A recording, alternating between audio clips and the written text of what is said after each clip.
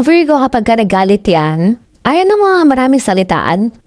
Block na lang agad. Putol na agad ang koneksyon. Siyempre, di ba, bakit? Sino ba makikinig pa sa atin pa na-explain tayo? Walang makikinig. Pwede ka mag-explain na isang beses, pero kapag ka pinagtawalan ka, hindi ka na pinaniwalaan.